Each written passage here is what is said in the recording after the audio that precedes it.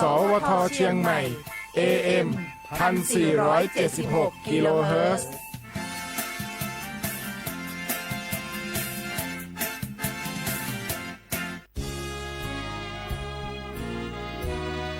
พระบารมีปกเกล้าเพื่อปวงชนชาวไทยจากพระราชกรณียกิจนานับประการที่พระบาทสมเด็จพระเจ้าอยู่หัวและพระบรมวงศานุวงศ์ทรงทุ่มเทพระวรกายทรงงานอย่างไม่เหน็ดเหนื่อยเพื่อประโยชน์สุขของประสบนิกรจากโครงการหลวงสู่การพัฒนาแหล่งน้ำส่งเสริมการศึกษาและด้านสาธารณสุขที่มุ่งเน้นการพึ่งพาตนเองและการพัฒนาอย่างยั่งยืนทุกย่างพระบาทคือการทรงงานทุกพระราชดำริคือพลังแห่งการพัฒนาเพราะประชาชนคือหัวใจของแผ่นดินร่วมเสริมสร้างความรักในสถาบันหลักของชาติโดยสำนักงานประชาสัมพันธ์ที่ 3 กรมประชาสัมพันธ์โอ้พี่มวยเจ้าดูทันหรอควันหนาแสบหูแสบตาไปหมดเจ้านี่นั่นนะช่วงนี้ต้องระวังไฟป่านะปอเช็คจุดฮอตสปอตกับค่า AQI ผ่านแอปเช็คฝุ่นถ้ามันเริ่มขึ้นสีส้มก็ว่าสีแดงแสดงว่ามีผลกระทบต่อสุขภาพอันตรายละต้องใส่หน้ากาก N95 ได้แล้วก็ว่าเจอไผ่เผาขี้เงี้ยวหรือเศษวัสดุทางการเกษตรก็แจ้งเจ้าหน้าที่ได้เลยและที่สำคัญช่วงนี้ห้ามเผาเด็ดขาดแล้วถ้าฝนตกหนักๆแล้วเจ้าพี่ปอจะมีวิธีสังเกตดินโคลนถล่มจะใดเจ้าก็สังเกตง่ายๆถ้าฝนตกนักๆตลอด24 ชั่วโมงน้ำในห้วยขุ่นมีสีเข้มๆมีกิ่งไม้ไหลมาพื้นดินเริ่มมีหอยแตกและปพก็แจ้งเตือนภัยพิบัติผ่านระบบเซลล์บอร์ดแคสต์จะไปรอจ้าเนอะเกี่ยมผลควรย้ายตี้เลยโอ้เข้าใจแล้วเจ้าพี่ต้องสังเกตห้วยประเมินให้เป็นจะได้รับมือตันกับภัยต่างๆนะเจ้าเนอะแม่นแล้ว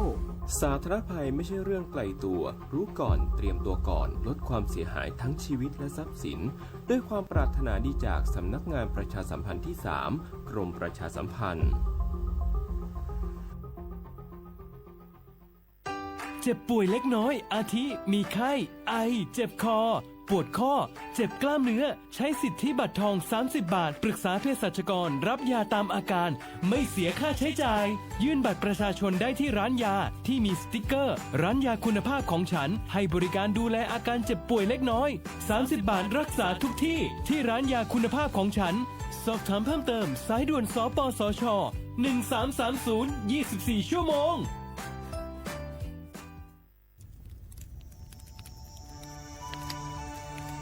จ่องหู้คาหือก้อนโมก้อนไฟอันเผาอยู่ตีกลางป่างนั่นอ่ำเลยหายกว่าตั้งเลยมันเตเป็นฝุ่น PM 2.5 สีขึ้นมาเฮ็ดให้ป้ายอยู่ลีเฮาคาขึ้นในคาออลองลดย่อมปัญหาจังไหนในอ่ำหยาบค่ะเงื่องแวอ่ำเผายุกยักเหมือไม่ต้นเยอต้นเข้ากับในให้ในสวนเฮาเปลี่ยนมากองไว้จ้อมกันเส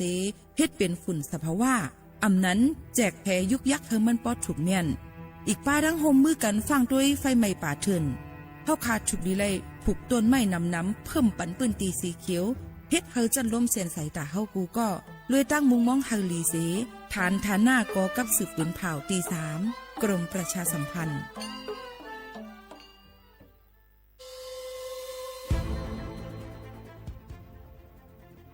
ย้อนผิดหมอกพี่น้องเขามาโฮมเป็นจุ้มเหลียวกันดั้งเจดอนเก้งใหม่โฮมกันแกลิดปัญหาไฟไหม้ป่าเถินหมอกก้อนก้องก้อนมูและฝุ่นเล็กๆ PM 2.5 ค่ะสั่งว่าทั่วพันไฟไหม้กับสืบกว่าตึงลาดไลดีอองตีแกลิดปัญหาไฟไหม้ป่าเถินและหมอกก้อนเจดอนเก้งใหม่หมายโฟน 0531128808 ในค่ะ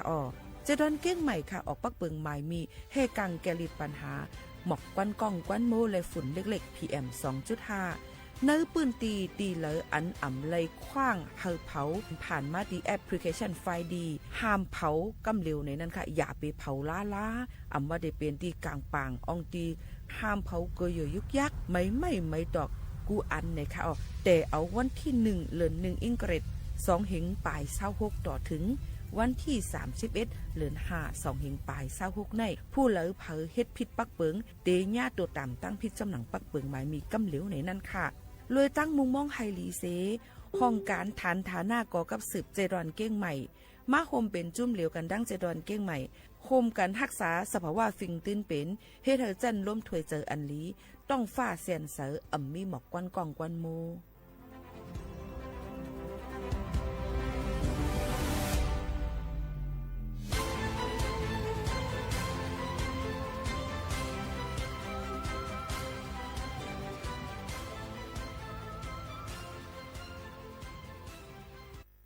พี่น้องเขาสนใจใครปืนเผาผ่านตั้งห้องปล่อยเสียงสวทเก้งใหม่ปั่นตั้งหู้ห่มปลาดังมีดังซื้อถ่อมแจงแล้งหลีกว่าไก่ในปืนตีเจดอนเก้งใหม่กับสืบมาเลยดี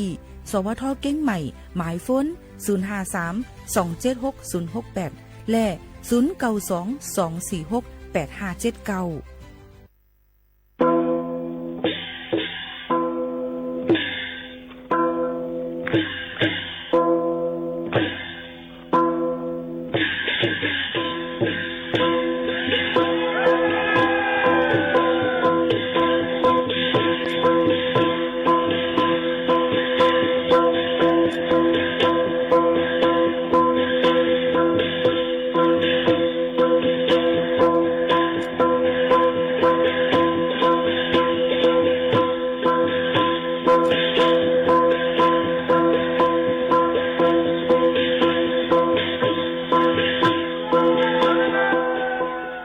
พิดหมอกลูเห็นและผายร่างก้นอันคงสร้างดีไซเนอร์ออกแบบในขะก้นอันสนเสอปัดปื้นกุดีเข้าโฮมลองการอุบกุมลองการแหลกลายคุณมุ้นลองการแฟชั่นเมืองไทยลูกดีคงสร้างเฮินเยเฮาคานั่นสิออกสู่แฟชั่นอันโฮมสมัยจันลุมฝ้าภายใต้ป้ายวนกันออกแบบสร้างสรรค์ในนั่นค่ะเยอะกว่ากันขึงปองให้สร้างลองแฟชั่นปืนแผ่ดังซอฟต์พาวเวอร์สาขาแฟชั่นนะคะลุยดังกรมประชาสัมพันธ์ในนั่นค่ะออกในวันที่วันที่1ถึงวันที่3เดือนธันวาคมเหงปลาย26ในอองตีศูนย์การค้าเซ็นทรัลเชียงใหม่ในนั่นค่ะภายใต้ลองเจ้าในก็ได้มีป้าดังก้นอันลงเรียนภายดังดีไซเนอร์แฟชั่นนะคะยกก้นอันลงเรียนภายพาไทยจื่อเสียงหลังดังเมืองจึงไทยอีกป้าดังเขาอยากเยี่ยมตัวในนั่นค่ะก้นอันเหตุการณ์ในนั่นค่ะมีอยู่10อองตี1ปากโคของเครื่องใจโฮมกับนังแฟชั่นอันห่างหลีห่างงามถูกดีกว่าอยากเยี่ยมตัวเยอะก็ยังแหลกเปลี่ยนป้ายหู้เกี่ยวกับไปลองซอฟต์พาวเวอร์ดอนดาได้คืนบอกให้สร้างแฟชั่นนั่นลูกดีจันทานอันคาวันก้นเมืองเสียกว่าสู่เนเวทีลุมฟ้าเห็นหู้ลองการเอาไปวนของสร้างไทยนะเสียมาเปลี่ยนปลายแหลกหลายมาเจอหังมันโฮมสมัยนี้นั่นค่ะอ๋ออย่าไปลืมค่ะตื้อตั้งลีในคบทบจอมก้นอันลงเรียนฝ่ายแฟชั่นเมืองไทยแหลกเปลี่ยนตั้งหู้มีบาดังแฟชั่นอันโฮมสมัยออกสู่จันลุมฟ้านั่นดูก่อนนะคะลองตั้งเจอในก็ย้อนผิดบอกปอแม่พี่น้องเขามาอย่าลืมค่ะวันที่1ถึงวันที่3เดือนธันวาคม2แห่งปลาย26อองดีศูนย์การค้าเซ็นทรัลเก้งใหม่นะคะอ๋อขอบใจอย่านำค่ะ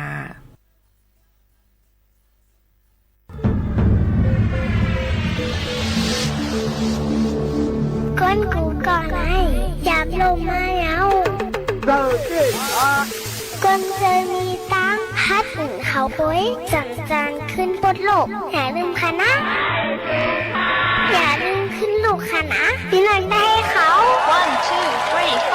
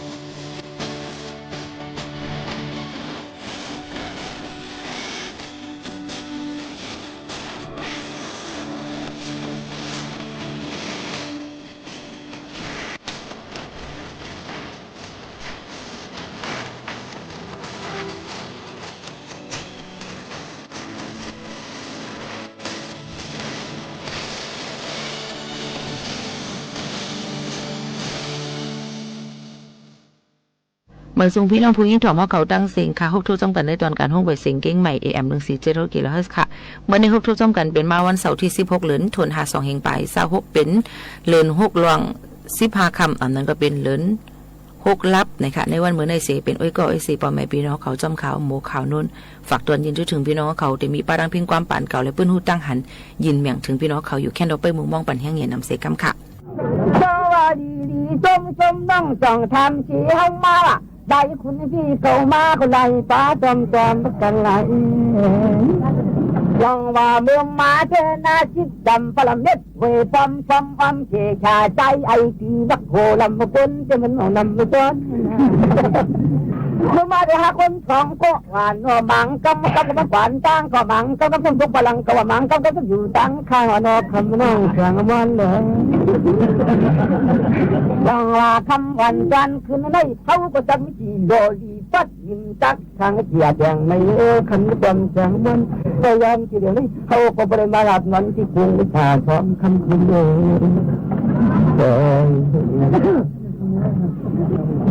เจ้าในเจนาจีก็อำกันทันปงร้องความฝนฟันเชื่อหน้าพุ่งเย็นหันวันความเนี่ยใจเมื่อเราจะมาตีก็จริงใช่ไหมข้าเรียนเจ้าหลวงพี่มาดันไตโป๊กินยินดันไตโป๊ปราศวาสวงสุ่มเชชาดินความจำฟังแต่ว่าชูเลยเขาเป็นดุกหัดโตยาจ้ายาจริงที่โตจำควักอย่างนั่งในเรชาทองที่กำยำจ้องเนี่ยยุคเตปูลุงล่าห่างยักยังอ่อนเจ็บหนากันยาเนื้อที่มันชื่อธรรมาคำโตเป็นโตลุงเย็นในเหตุการณ์ของน้องน้ำทางล่างเสียงจะดีกังแจ่มอ่อนของโยนนางออกอยู่มือความคนโดทั้งที่มันจังทางตัวเป็นนาขอสิเจอแล้วจะหามเอาได้เช่เฮเอาได้ควันซ้อนเอาได้เจียงมันกันนางนัวว่าจันให้จินว่าจันได้ช่วยก็เกาโมยคุยห่างยาวโตจูเจนาป้าเชชากันยาหน้าห่างยับยังอ่อนเจ็บเชชาเชียงเงานะบริคำวันจันคืนนั่นอยู่บนใจพี่นาขาจริงก็ชูทุ่งไรอย่างเจ็บไม่เจ้าน่ะนี่จังว่าในนาโนนางโนหนุ่มวันเก่าเส้นวันก็เร็วที่เขาจะเขียบนี่ก็คันอะไรก็เปลี่ยนก็ท่านั้นจังเจ้าคำวันจันคืนในนั่งเก่าหน้าปีมาโผล่ตัวรับเว้นผู้ใดนานอนนึกพอไงรอเจ้าไฟตลาดเลี้ยงทับที่ทางว่าได้กินเจเนื้อกูตาปลาโจกูวันนี้นางนอนเนี่ยชูเท่อำมังทั้งอีทั้งหาผักว่าผักเลื่อมันวนคนจอมันจำตาเนื้อเสืออาบกินเนื้อชาปลาจีดุงจงหลังยันจางปั้นไฟหมดอย่างตีลิงตันน้องมันหา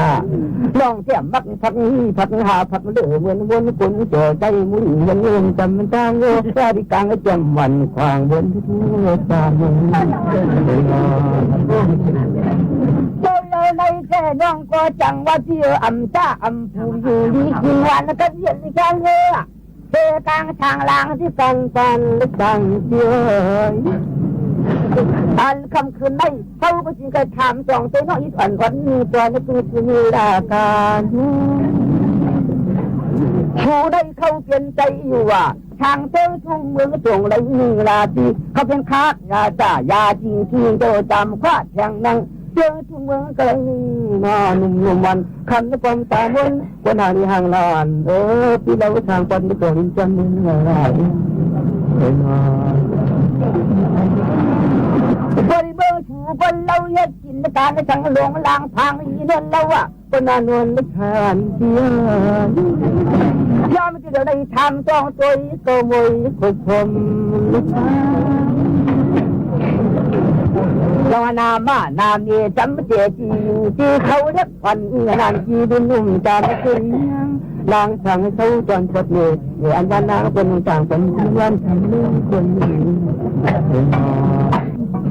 พอที่ฝนเดทางต่างตัวอยู่ในมือที่เห็นแข่งกินน้ำฝนคนฟุ้งน้ำจุงฝนไว้น้ำใสฝนกอกน้ำนกฝนตอนมันเยือนไม่ทันก็บอกถึงตาใจทางวอที่เล็กอินเดียเอาไปยันจ้างสลามทำนะเจ้าก็หลัดนี้ชูตันยันเสียงวันชาเด็กกระดิ่งไปจริงเหมือนเงินจำตังเดียวทำที่อยู่ที่เขาที่เราเรียกวันนี้งานที่เราหนุ่มจำก็ดีงั้งนางจริงเจราที่ทั้งคนเดียวเมื่อไรก็นางเขาชื่ออำเลี้ยงเนี่ยยังอำดูเนี่ยยังอำดูแล้วยังดียังห้านางก็เพียรจำทำก็เป็นบริพันธ์การนามเนวะบริรามเนคนทำจอกเอาเน็ดมันเน็ดมูเน็ดไผ่เน็ดยานที่ได้ที่ไว้ก็อับเรียนที่ชื่อหนุ่มบันทางที่ใจในเดียววาดีนาวันที่ไปใช้นาวันที่เดือดหวังทั้งก็แต่แจงไว้เป็นนางก็ต่างฝันที่นั่งทางลาย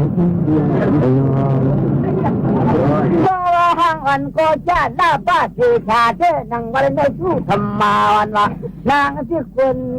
อย่างที่เลยคงเย็นนันเขาป้องนางเพียที่ตัวไม่ใจกุศลแต่ว่าพี่เจอเปิดทำเปิดสองจังอีกหน่อยวัดนี้จ่าเยี่ยมสองใจแต่ว่าพี่ที่เปิดทำเปิดจองขอความเล็กนางเลี้ยงทางคนส่งไรจ้างไปง่ายนะอย่างว่าชื่อชูหางดีพี่น้องจ้างหันเขาทำจังบอกกลางก็ผิดชื่อหน้าเดียวจัดเมื่อหน่อยวันเดือนทุกวันจะมันได้ไทยคณิกายิ่งยิ่งก็เป็นวันเลยไม่ติดเดียวที่วันเลยคุยกันก็ดันเดชูตันก็น้อยยันเพียงวันเร่านวลเธอใจใจกุศลอย่างพี่เจ้าทำไปจองขอความเล็กหนังเนี่ยมันคงไม่โดนวันที่ตันใจก็จีโก้ขอกับยินตอนที่คนจะดึงพันหน่อยอ๋อค่ะกำเนเฮาคามาหมอกลาดปันปื้นหู้ตั้งหันอิดออดเนี่ยค่ะโลเลยเฮ็ดหนังเปิ้นก้อยกาอย่าไปยืงเปิ้นเนี่ยค่ะคนเฮาแน่อยู่จั่นทันเลยเปลี่ยนภัยก็เย้าย่ามือฮบทบเนี่ยลองหยับผึดกินคันเจอสีลองนั่นอันโหลเซเปิ้นเป็นแห้งเจอในต่างลองนั่นมาปลายหลังไว้ลื่นนั่นเทียงลูกกวนค่ะอีสังจึงหือลองไหลก็เย้าป้อเฮาอ่ำปองอ่ำหู้อ่ำหันอ่ำหมออ่ำมีในเจอนั่นตื่นเตะไหลเอาเจอเปิ้นถวยป้าตั้งมดตั้งเสียงค่ะกอบไหนมันขันเจอฐานไรในอ่ำถูกดีเลยลืมบ้วนค่ะตัวเฮาในโลอยู่อ่อนๆเสเจอเฮาซ้ำหลวไว้แก่นแข็งในค่ะอ้อก้นเจออันมีอัตตามาหน้าเขานั่นเขาลืมบ้วนลืมหู้ถึงอนิจจทุกขะอนัตตาเขาไว้อยู่ในค่ะยันเปิ้นนั้นแหละเฮาเมาอยู่ค่ะหนังหือเฮาค่ะเป้าตีอยู่ง่ายลมเจอเลยอ่ำกว่าเป็นเพศตอนดาตัวเขาเลยเปิ้นนั่นนะคะอ๋อฝากตอนทุกถึงพี่น้องเขาจึงหนังไหนจ้อมค่ะลือใจกันแทงกวันค่ะจีนกของกับเมืองเจอจังลงไทยเนลินโนนกปังกล้าเจียมมีปิกหมอวินจึงไขนั้นฟันตัวมือเหนียวนี่จงจ่าเนี่ยปุ่นพันเนี่ยกลิ่นก็จึงเงินใจจำสีกระลองเราหอกเขในตั้งจ้องเอาหน้าความใจเดียวจึงหลับกว่าอาจารย์เขาพักเดียวบ้านจังก็ให้วันเพิ่นบ้านจ่าหันนี่เมื่อใจที่อัดตับวังเนี่ย งกันใจเดียวพัดกันที่ก็เขากินตาแห้งเป็นเอายันกวงจุ้งเมืองเป็นจางเอืองเที่ยวเจ้ามาจำเนื้อคำแจ่มหวานน้ำต้นมีในปีนอวานที่เบียนั่งก็จังหัวอ่ำจัดในหน้าจังหลับอ่ำจังทางเลี้ยจอบที่มันเอทวามมัดจังเอาจังตื้อจังบนจังเปียวบอกดาวนี่อำตะเลียโมเดนเชนนาชาเลวจังตัดตริมาลัดกองหมกโผกอมคำเมื่อทวมก่อนกำไม่ติลัดตูโมรูแน่นอนลุงมือเดียวนี่อำตะปันที่นาตินาเดียมีน้ำตะปันโตเพียเขาเตรียมตะก้นจังตัดนาหมอตินน้องทองดองมาคำอ่อนตอนขึ้นหนึ่งมันได้เริ่มเลยดังจมศิลปมเทเนปีกวนบ่กวนเด่นลุงมือพัดชีจันในปีนาพังจัดวันนาอำปัดคนทุกคนจอมปีนาเฮาน้องตีนัดดองลัดดองเทเนที่น้องตีนัดแข่งแข่งยาตาปนเป็นตังฟังลันยองย้ำคำปิดลมก่อนจังให้ในหูน้องเมื่อใจที่ก็มือคำตังทางนี้ก็ใจปีบักว่าวันน่ะคือเด็กก็มันไกลในไงเป็นจักตกทานเช่นนี่ก็จะอยู่มันว่าบุงเยรันคำก็ยาวยังเราปิดลมก่อนจังให้ในหูจงอาจามีเนื้อที่ปีกวนลินเนื้อปนามือลิขิตปีดันโตปิงไม่เพื่อนดูมือใหญ่มาใจถึงคำต่างที่มินแข็งตาแห้งเงินนี่เด็กสองน้องวันละวันนี้เขาเปลี่ยนตององตาจุ่มกู500ต้นคำเมื่อทวมก่อนพักเมื่อจนง่ายนี่อำยามักเลืองตาที่มันเดือดความหน้าโบในนาก้อนใหญ่สูงมือไม้เอากันกาที่ว่าวันทรงเชี่ยวไล่เยอะเด็กมินปงจอมเงินตอนนี้เที่ยวที่นัดแบ่งแพงยาจ่าพ้องกันย้ำเมื่อสุดแล้วได้มาบอกแนวคนส้มคำเมื่อทวมก่อนที่ให้ตกลงตะไคร้ในนี้จะมีหนึ่งที่เดียวเป็นว่าหนึ่งจีหนึ่งมันรวมมันในไปเลยบวมทำมีจังว่าได้อยู่ทานูดอนเมืองเต้าฟังเขาเจ้าเขาเฮ็ดพักลุกน้ำอย่างในนี้ที่คำสั่งทางตัวหมอกนอนใจทางกัดตันชาดีเมืองเป็นหัวยันเขาน้องตีลาจำไปจางทวมตีกันที่ก็ได้ยังเกียนโหจันกำยันใจจนหูทำคำเมื่อทวมก่อนที่สิกูดังนั้นจังหวะนี้ที่เป็นหมักยังใจนั่งอ้อยมันนางรักให้เทเนกันนะพี่เมื่อเล็กมีจิตอำเลยรอกันนะพี่นาร้อนใหญ่มาเอากันนะกาดีวันใจทางเมืองยันเลยรวมเข้ารวมที่ปันปาฏิว่าของมองว่าเลือปีความบนความจนให้คนเติมคำปิดทอมกว่าอีสติกว่างที่ปีก้อยว่านางตังนั่งอ่อนดีที่เป็นหนุ่มทางโตใจจนเมืองยานใจที่ขันนัดมาลิจาเขาเอดีหูหวังว่าอาจจะเขาฟังมากี่วันฟังบางวันคำก็เขาเชื่ออันให้เอากลมหวังตังไม่ไปเพียง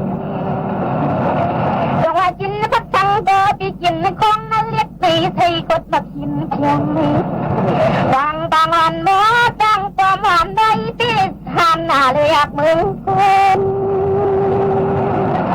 จังว่าเฮ็ดทางลาตีวันย้อนน้องทำ ที่สุขัดตาลงมารับความวันเด็ดในใจตั้งต่างอ่อนโมตั้งโตกินน้อยน้อยวิธีคำต่างทางเดินหรือพี่ช่วยจำธรรมจักรคาดีตอนหนึ่งไม่ได้ตอนที่อยู่นางเต่าเทยอนทำมาอำนั้นก็มีปีมูลิงเขาสวยเขา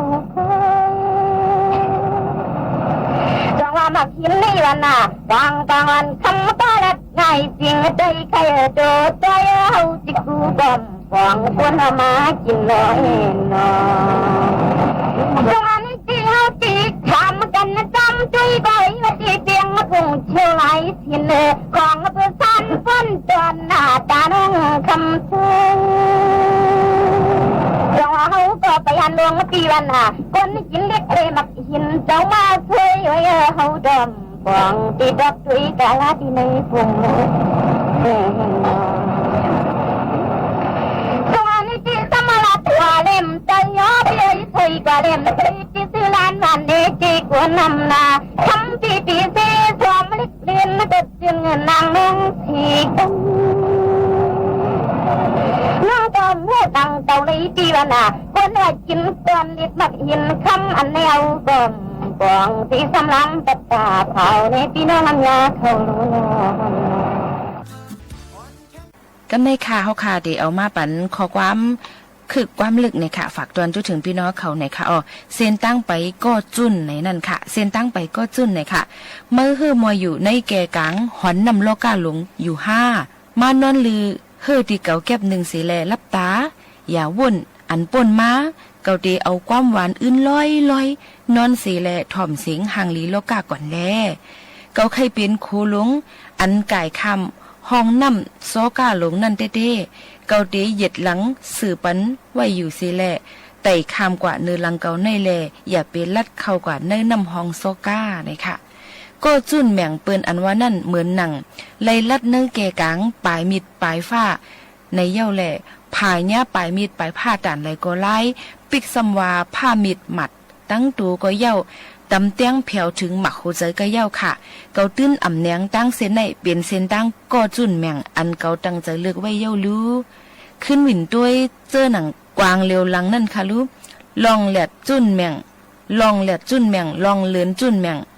ลองล้มจุ่นแม่งเจ้านั่นเพอมักมันเขาตื้นว่าเด็ดเย็นไว้อ่ำตักเสียงค่ะอย่าเป็นเงามึงสังอยู่ว่างตัวว่างใจสินอนอิ่มแลก็เขาเว้ยเกาเตห้องความเสอินมืออยู่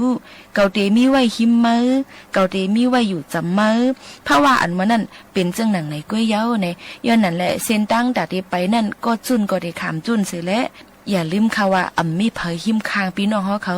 ยังตึกมีตอนตาห้องปล่อยเสียงเขาคาในเสียแลฝากไว้ปันก็เตมีไว้อยู่หิมจำปันแห้งเจอจำก็อันปันแห้งเจอพี่น้องเขานั่นยุ่มย้ำว่าพี่น้องเขาก็ตีหายหายมอยสิ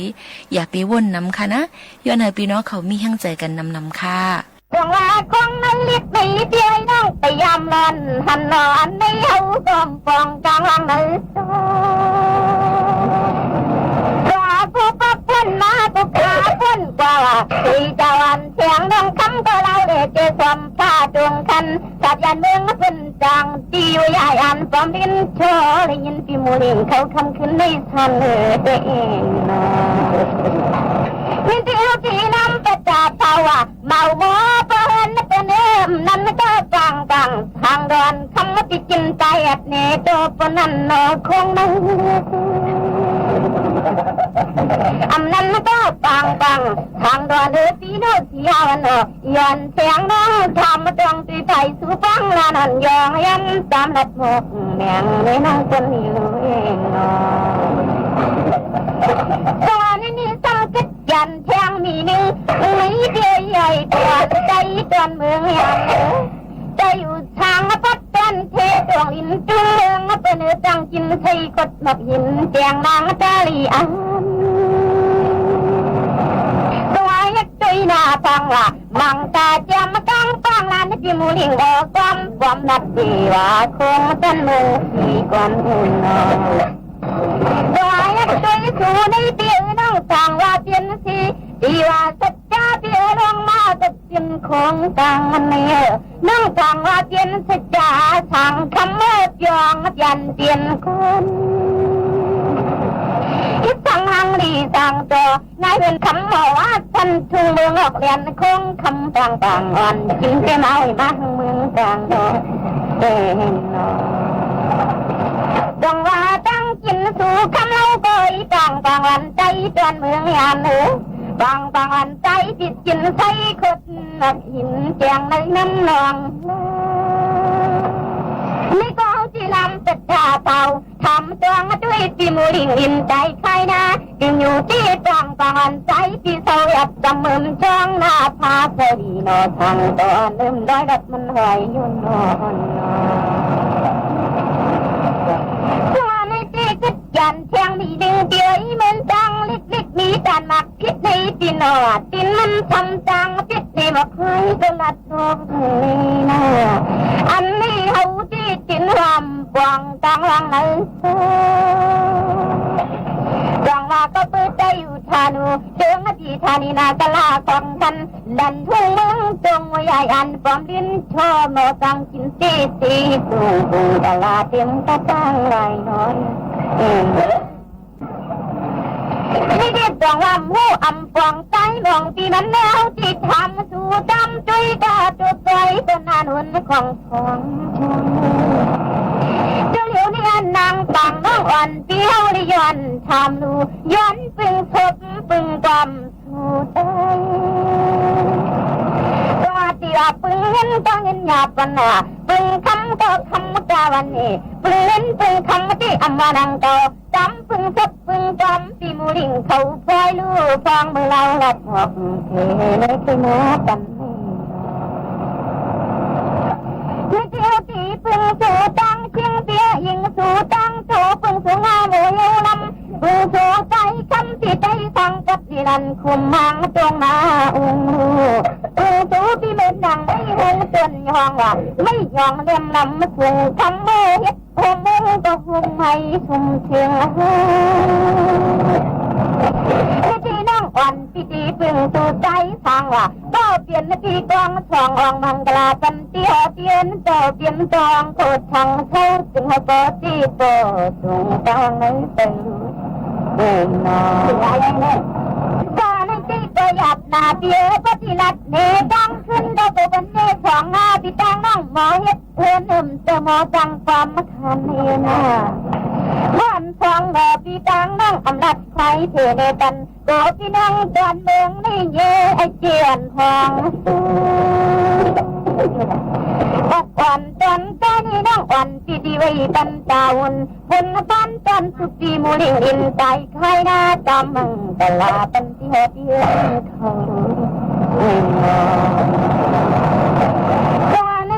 เสียงมันลองดูลองดันเสียลองอันเลยยันก็ถูกคำเมื่อน้ำเข้าหึงนาเตรียมเตี้ยเตียนก็นั่งขยันปึงถูกไม่ตีปึงถูกบางวันคำมาตลัดในสิ่งใจนวลแม่ด้วยวันพิมพ์หูที่ทำเนเตรียมวันแสงเล็กยังไงใส่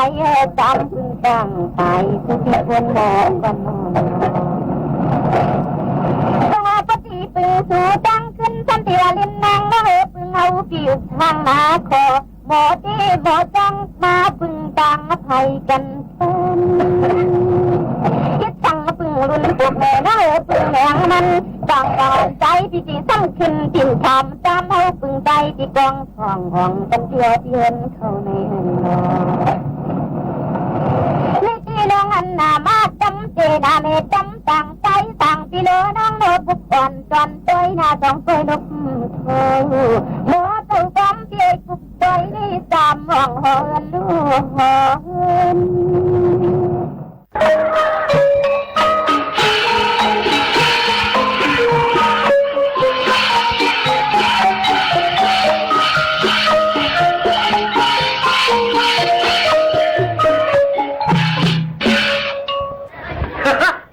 อะไรตาบอกทำปักข้ามตะไลไทยค่ะวันนี้ก็ขายมาอันก็ซื้อถังเป็นเป้าถังเขามาเราปากเยี่ยวที่วันนี้โยข้ามตะไลไทยค่ะก่อนเนี่ยจ้องไผ่ตับแต่ต่างมันหูขายมา3 ปักเช็ดเจ็ดขันห้าหลายสี่วางไอ้ย่อยอย่าเก้ากันนะก็ปีนี้เกี่ยวเลย อันลองนะเพิ่นเขาเด้อแค่กินให้มันกินเคยออกอะไรให้มันออกอะไรดูอะไรกินไงกูนั่นเด้จะยาตอนดามื้อไหนเด้กาใครกินน่ะกินชายลีป้อเมียน่ะไปเชียงอาย่อยมื้อไหน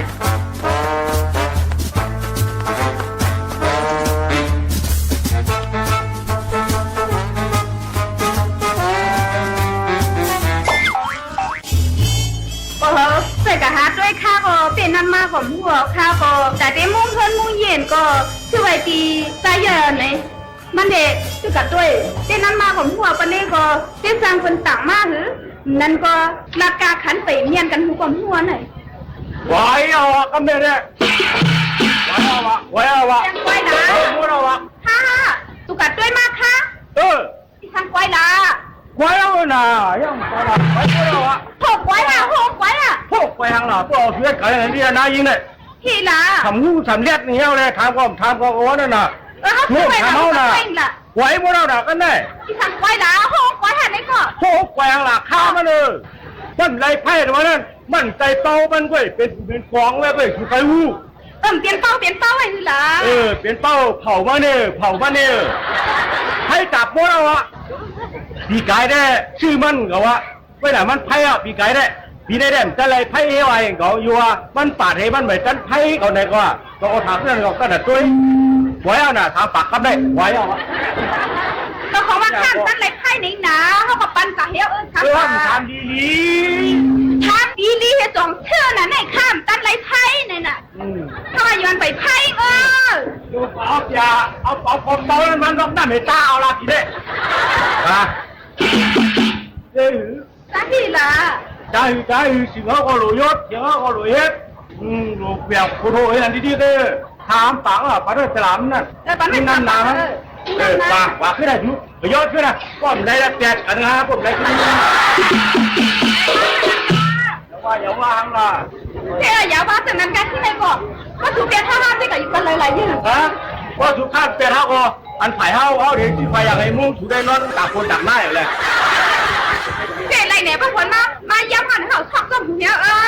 ก็มาก็มาไล่ป้อมไล่ที่มึงทำปากกันปลาเจ๊เขาว่าเจ๊น่ะว่าเจ๊น่ะว่าเจ๊น่ะตัวน้ำเจ๊ผมได้ขึ้นมาทำปากเจ๊เตี้ยค่ะเจ๊กูเอาแบบกูก็กว่าละป่ายอดไหนก็ได้ผมหัวแน่คนไหนถ้าดีแต่ยอดขึ้นละไหนว่าห้ามจะไหลไพ่เนี่ยมาเขามาเรียนที่ไหนตัวต้นไผ่อ่อนได้เขาหนักกันกล้วย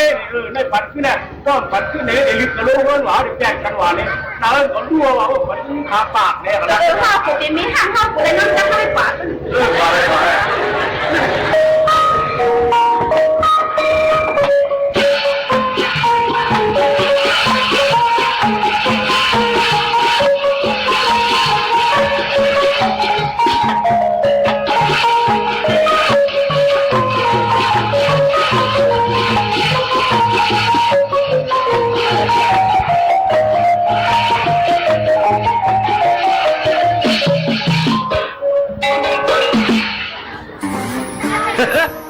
จ่าว่าทำปากหนังคือบริยุ่มก้นคือจ่าเป็นไหนยังสิบกว่าควายหอยนึงตั้งชื่อเราเป็นคำพองไอ้ย่อยกำบวนเนี่ยเมื่อกินหัวจ้อยมันเอาไอ้กำในตาดีเลยหัวเฮงมันเดือดหือบ้วนแหละออกมาในปันการมันแหละเมื่ออยู่ให้ไหนเด้มันนันตูหนาไอ้ไรใช่ในก็ไรเนี่ยไรในพวกนั้นเนี่ยตามหัวเฮงมันก็ไม่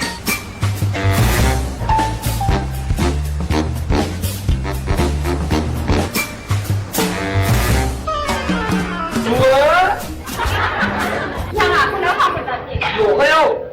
ด่ามันอ่ะป้าข้างในมาของหน้ามันอ่ะมาเหรอ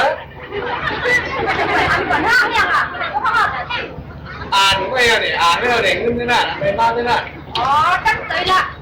พูดยิบเปี้ยยิบอดตัวละไม่เอาเขาไม่เป็นชื่อนะเขาลองยิ้มชื่ออันนี้ยังเตือนก่อนเขาขู่เดินไปเขายิ้มชื่อได้เขาก็มาจะจัดเรียกว่ามีให้หรือฮันเนาะเยอะมีเพื่อนไม่อยู่กันเลยล่ะโอ้ชนะแหละใครอยู่ให้อะไรกันเพื่อนแล้วนะโอ้ผมเจอเนี่ย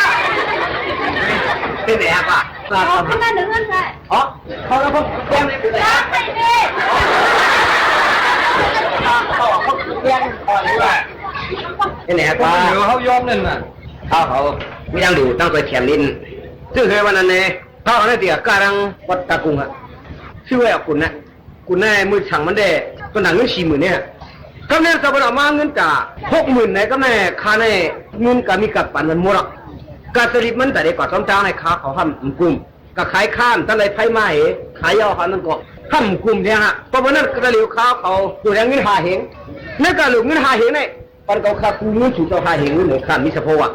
เพื่อการกระเหลียวในได้ข้าวเลยมาคนหวานฮะเลยมากำมางามไว้นั่นแหละเงินคิดเงินโตในข้าเขาก็มิสโพะวานังเก่าเพื่อการน้ำนิ่งมันเดนำข้ามว่าเงินเจ้าหนังคนเด็กปันกันช่วยหาเจ้าเนี่ยก็ขาดที่ปันที่เจ้าตายอีกเลยลองในเงินเจ้าคนหวานเนี่ยปีหูมองกวยเข็บคอปลายคอ还有没波ไปแล้วอ๋อเติร์ครับสูให้เฮงว่ะเอาคู่ที่ไหนมาไว้ดีกว่าตัวโคขึ้นก็เงินมาขยับโคหวานในนั้นโคหวานหลายค้าในค้าเขาก็ขยะเจียมมือก่อนมือเป็นโคแหงโคหองหลายค้านะโคหวานโคแหงโคหองไม่เอาว่าน่ะได้อยู่ว่าได้เอาไว้เนี่ยมีสูงเอาไว้นะเพิ่งเจอวันกันเจอสูปันก็จะเป็นอะไรการเมืองว่ะการเห็นนี่ค่ะข้าวดูสลิปมันขยับมันจะเหลือในกับจะเหลือในพวกขายแล้วเงินถือตั้งมันจะถือก็เป็นนั่นเขาอยู่ไม่ได้หาเหงนึงตั้งแต่เฮ็ดเป็นจนตังอันนี้สูปันเลยโอ้ตรงฟังก็หางตรงหลายนั่นน่ะเจอข้าต้นกับไก่เขามันตลาดโตกันมาเจอข้าช่วงค่ะข้าเขากว่าก็พอถึงวันนั้นตัวถึงกินคันปกจานเกี่ยวขึ้นนั่นเด้คาดีมาฉากขึ้นเกี่ยวกับสุดเจ้าอันก็มันงามมันมีไว้เวนั่นมากกว่าจังว่าเหรอเวลานับดูได้ยาวอ่ะเจอค่ะ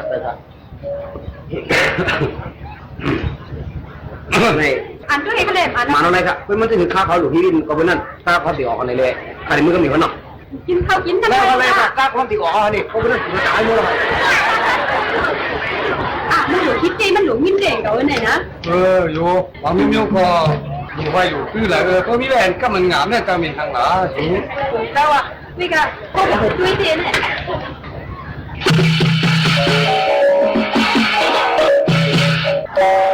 ทุกวันนี้ยังนะถ้าในห้าเหรียญจัดพ่อมี5เหรียญเขาเดี๋ยวเนี่ยสูงเดี๋ยวผมจะเรียนแม่มา5เหรียญเดี๋ยวทุกเป็นเงือเขาอยู่ว่าเป็นข้ามมือนี่เขาก็ถามเป็นข้ามมือเนี่ยสูงเป็นเงือ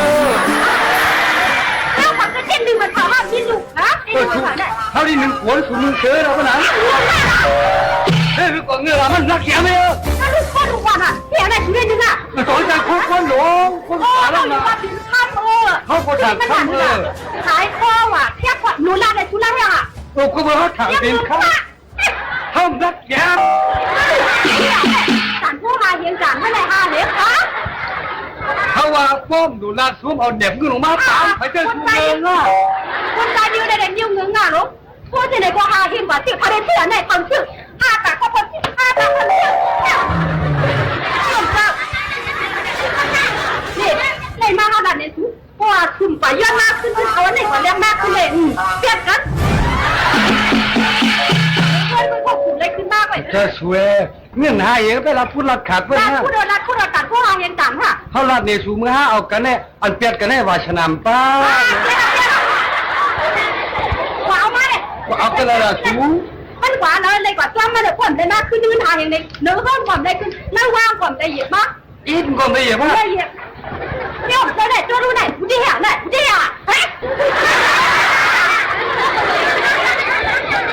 เขาคืออยู่ในซ้อมเนาะเพิ่มละเอียดพิ้นเนาะกว่าก็เหลือลูกกว่าก็เหลือผู้เจ้ากว่าเจ้เนี่ยกว่าเจ้มันกว่าถ้าพูดเขากว่าอะไรได้ยากกันเนาะเนี่ยงูบนในเนี่ยคนใจเดียวถูได้ย่อมรักเดียวไม่ได้เพราะอันในหาเห็นเพราะว่าในมากขึ้นหาเนี่ยนั่งว่าเขากว่าสุดละเอียดเขาเด็กกว่าเนี่ยเอาแค่โค้งก่อนมองเนี่ยเห็นอย่าไปเงื้อเด็กผู้เดียวไปผู้กองเงื้อใครเอากองบ้านเงื้อน่าน่ะเงือเป็นว่าคำถามที่หน้าในปืนดีแล้วที่ในโต๊ะอ่ะเหมือนได้มาเด็ดได้เลย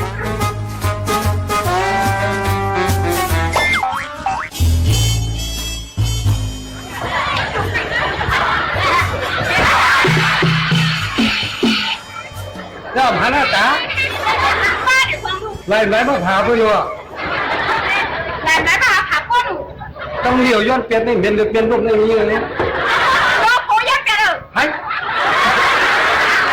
เดี๋ยวย้อนเปลี่ยนเนี่ย เงินง่ายก็โยนักไอ้ความพวกเงินนั้นถ้าดีพังอ่ะมึงเจอผู้ยศกันนี่รู้ป่ะล่ะขั้นละเลย โย่ขั้นละ ขายข้ามตัดไรไพ่วะ ฮะ ข้ามตัดไรไพ่วะ ข้ามต้นเลยไผ่ ขายต่ออาย่อยวะ ไผ่ ไม่ทำปากวะความได้เงินทำปากไม่ได้ไม่คืนเพิ่นน้ำนายกว่าไม่ทำปากไม่ กี่ว่ากี่นั่นห้าเฮงนั่นห้าเฮงนั่น ทำได้ทำปากไม่ได้ ว่าขายโคตรก่อนมาเอากว่าห้าเฮงนั่นเพิ่มเงินหน้าอีกแปดกันมาเจ็ดถึง ฮัลโหลแต่อยู่นี่เขาเอ้คนเงอ เขาได้กำลังเงือกำลังเล่นเขาเปลี่ยนกว่ามาหนึ่งตัวหนึ่งจะทำต้นเปลี่ยนนี่พวกนี้เจ้าเขาเปลี่ยนนี่ที่อยู่แล้วเจ้า ก็เป็นนั่นก็เปลี่ยนมีก็เปลี่ยนโคตรอยู่แล้ว โอนว่าก็อย่าไปเปลี่ยนลูกก็ใครเปลี่ยนมีก็ก็ที่ใครเปลี่ยนกันเนี่ยก็คนนั่งกันเงอ ก็หาเราตัวกันที่ก็ทำผูกเชือกก็มีเชือกกำนำปันจึงเชียวโลก็ไม่ให้เห็นได้เขาได้นั่งในกลางเลยก็ปัดกำลังได้เราเขาโค้งลูกก่อนในหาเห็นโค้งแยกโค้งหองอันย่ำไปอีกก่อนเลยอ่อนเกินก่อนเลยก่อนเลย จะย้อนเลยนะฝั่งไหนขึ้นเนี่ยเป็นไม่ห่างเลย เขาปิดพวกห้างแล้วอ่อนกว่าได้ที่กลางเลยล่ะมันกลางเลยมันมีกันเลยล่ะ ตีหัวดอกหาตัวดอก อ๋อหาในก็จ้ำนักเนี่ยเป็นอยู่กันแล้วก็ถามหาที่นี่ไหนที่ไหนเยอะๆหาแล้ว ว้าคำนั้นอ่ะ อยู่หาทางแคงคนอยู่นั่นอยู่เราอยู่ในทางแคง ถ้าเดี๋ยวนั่นในทางแค่หรอนั่นคนนั่นเยี่ย ของหายเป็นถึงกลางที่หากันเลยเนี่ย ผมเป็นเงากู กว่าเจ้าเหมือนมันนะกว่าสองคนเนาะเพื่อว่าผมเองกับทำเจ้าจริงๆนะ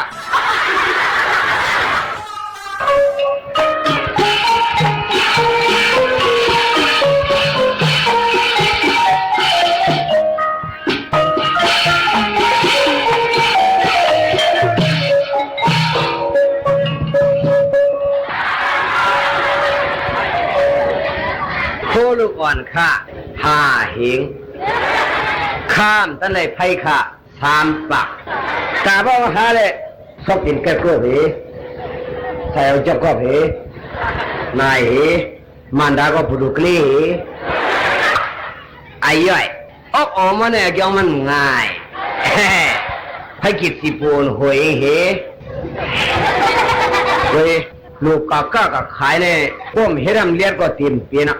เป็นไหนเนี่ยก้าก็ตีออกอ๋อมาเลยนี่ฮะ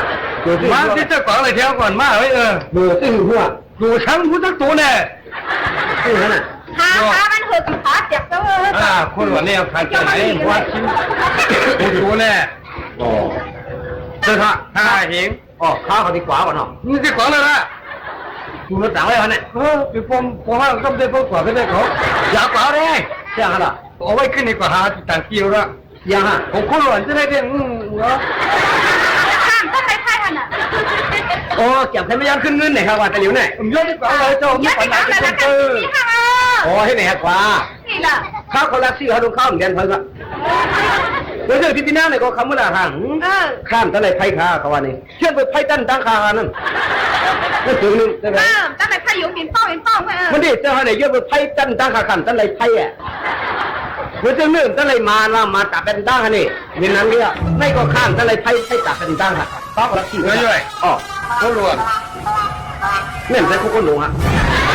คนหลวงเตี้ยๆกันเนี่ยคนหลวงนึงด้วยไรค่ะนึงด้วยคนหลวงผู้แห่งผู้หองเนาะอันนี้อันห้องหลายๆค่ะเขาว่าผู้แห่งผู้หองมาอันย่ำไพ่คุณไอ้ย่อยคนดีๆชายคอว่ะแคบคอว่ะมุงโกยว่ะอันนั้นค้าของอังค้าของอังลาหรออันนั้นค้าของใครจริงๆมือแล้วค้าวันไหนที่เสียงมือทำไปอย่าไปลาดในป้างข้ามจะชุดเขาต้องจังว่าหิวค้างโอ้ยเห็นก็ไปบ้านนี้เขาก็ไม่ได้อ๋อไอ้ย่อย เอาค่ะเฮาค่ะเลยทอมกว่าเพ่งความปานเก่าในคณะโยก็อย่าไปลืมหลู่ล้อมได้ถึงป้ายอยู่หรือปอแม่ปีน้องเขาอันเอาปื้นหูตั้งหันฝากตอนจุดถึงปอแม่ปีน้องๆเขาอยู่ในคาเข้าย่ำจำมูดจำเซงเดย้อนผาดยันปีน้องเขาเมื่อกว่ากวันคณะส่งขึ้นมาโฮมมาทบจำกันอองตี49เส้นตั้งประชาสัมพันธ์จังการเว้งเก้งใหม่50100ตีในจอมขาวผู้ปืนเผาผู้เจ้าได้การยิงโมขาวนนค่ะสุภาวันเชื้อสารวินในคาพบทบจำกันตีสวทเก้งใหม่ AM 1476 kHz ค่ะวันเมื่อไหร่ยินจมขอบใจกูก็กูก้นเสยันสู้เฮอหนังกลางเจอนั่นใครเลยใครปีนั่นให้เตรียมทนกูลองเสกัมในม่อนค่ะเหมือสุงค่ะน้องเลยหันนูก็สมัครเนื้อหันป่าก็สมัครป่าน้องปีมาหาก็เพียวดีจังเมืองไก่วันเน่าคำเราน้องโลกโอ้เจ้าก็ดีจากเกียรติดังสวาย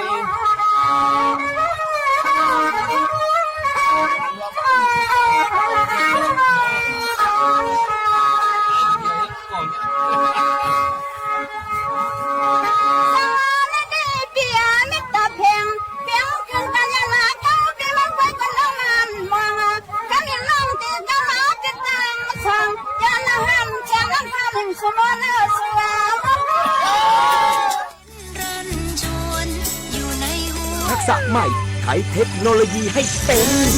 เราต้องเริ่มยังไงอะก็เริ่มจากตัวเรานี่แหละคิดเป็นทำเป็นรู้เท่าทันสื่อและมีคุณธรรมไงล่ะ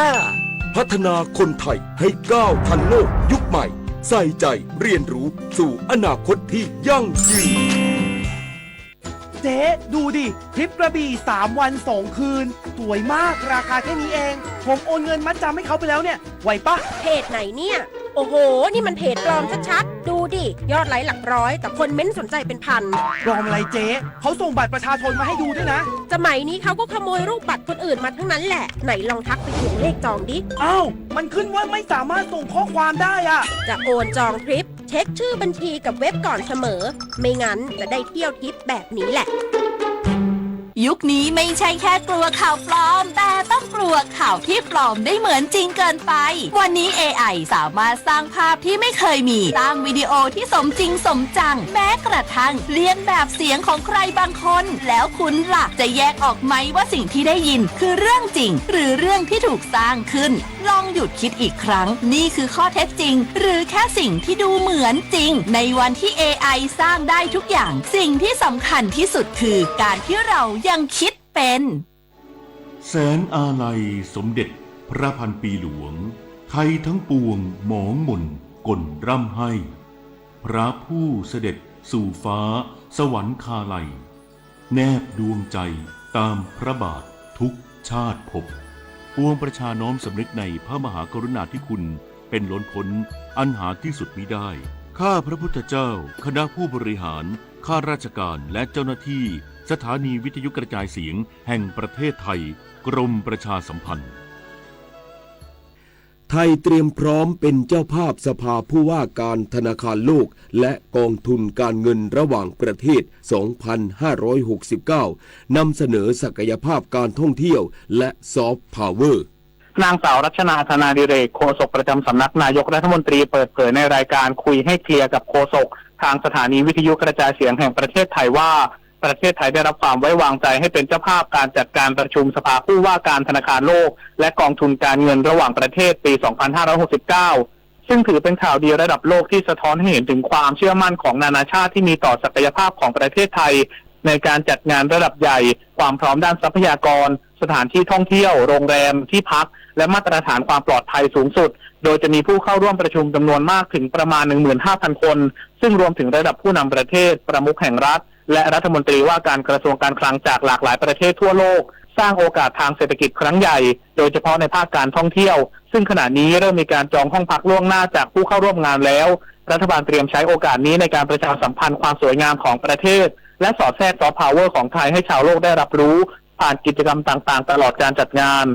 โฆษกประจำสำนักนายกรัฐมนตรีกล่าวอีกว่ารัฐบาลยังแสดงความเชื่อมั่นว่าแม้ในปัจจุบันประชาชนทั่วโลกและคนไทยจะต้องเผชิญกับผลกระทบจากวิกฤตต่างๆโดยเฉพาะด้านพลังงานแต่รัฐบาลมีความมุ่งมั่นตั้งใจที่จะดูแลประคับประคองพี่น้องประชาชนให้ก้าวข้ามความยากลำบากและพร้อมเดินหน้าปรับตัวในเชิงรุกเพื่อคว้าโอกาสทางเศรษฐกิจที่กำลังจะมาถึงนี้อย่างเต็มที่ ปฏิพลสัทธพรหมมารายงาน ผู้ค้ารถพุ่มพวงไทยช่วยไทยจังหวัดประจวบคีรีขันธ์เผยประชาชนตอบรับสินค้าราคาประหยัดเป็นอย่างดีช่วยลดค่าครองชีพประชาชนในชุมชนห่างไกลเสริมรายได้ผู้ค้า